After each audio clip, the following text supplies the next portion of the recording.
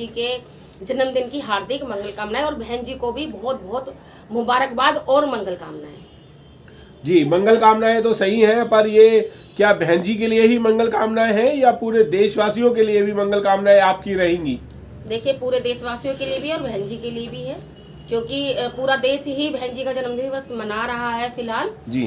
और एक बात और कहना चाहूँगी बहन जी के जन्मदिन दिवस पर कि देखिए, जो ये सुस्तीपना है, जो घरों में बैठे रहने का काम है, जो पद लेकर काम ना करने का जो तरीका अपना लिया है लोगों ने, थोड़ा सा ना बहन जी का जन्म दिवस मनाने के लिए तो आप लोग रोज हर साल मना लेते हो, लेकिन क्या कभी बहन जी को आपने तोहफा देने का भी सोचा है?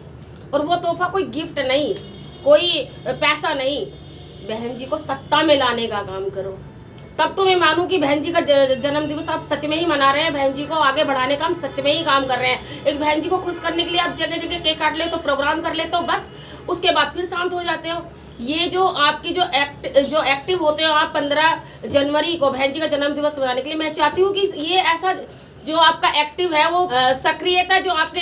पूनम जी, 2024 में इलेक्शन आ रहा है, 2025 और 24 में क्या लगता है कि बहुजन समाज पार्टी की कुछ चंद सीटें भी आ सकती हैं?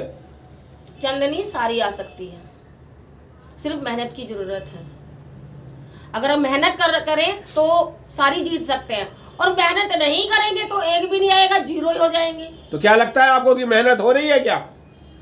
वैसे तो मुझे तो महसूस नहीं हो रही है। हाँ, आकाश आनंद जी पूरे जोरों से लगे हुए हैं, जोर शोर से लगे हुए हैं फील्ड के अंदर, लेकिन क्या सिर्फ आकाश जी के करने से काम चलेगा?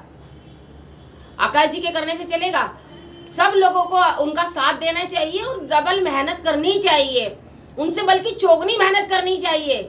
अगर आप चौगुनी करोगे तो वो आपसे चौगुनी और करेंगे और आपको सत्ता में लाने का काम करेंगे।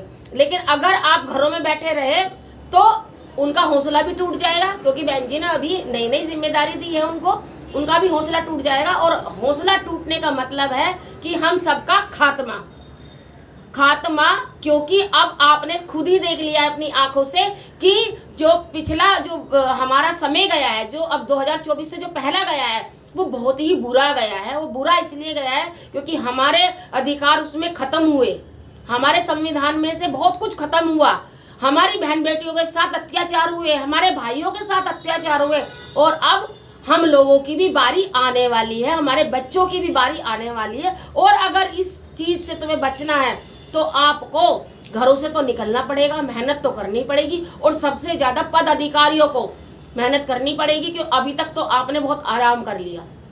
आराम का ही नतीजा है ये। आपने देखा होगा, मैं देखिए ये नहीं है कि वो हमारे दुश्मन है, विरोधी हैं तो मैं उनकी तारीफ ना करूं।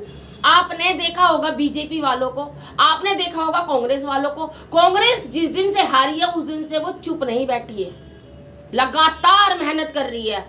लेकिन बीजेपी वाले तो सत्ता में हैं, लेकिन वो क्या कर रहे हैं कि लगातार गलियों में घूम रहे हैं, उनके पदाधिकारी गलियों में घूम रहे हैं, यहाँ तक कि योगी जी भी गलियों में घूम रहे हैं, मोदी जी भी गलियों में घूम रहे हैं, और वो कोई ना कोई हथकंडा अपना रहे हैं सत्ता में बना रहने के लिए। अरे उनसे ज्यादा तो आपको मेहनत करनी चाहिए, आप क्यों घूम बैठे हुए हैं? इसका मतलब आप चाहते नहीं कि हम सत्ता में आए। अगर आपको गुलामी से बचाना है अपने भी आने वाले भविष्य को, यानी कि अपने बच्चों को, तो सबको एक साथ होकर बीएसपी को लाना होगा। अगर बीएसपी को नहीं लाए तो गुलामी के लिए तैयार रहना। जय भीम, जय संविधान। ओके।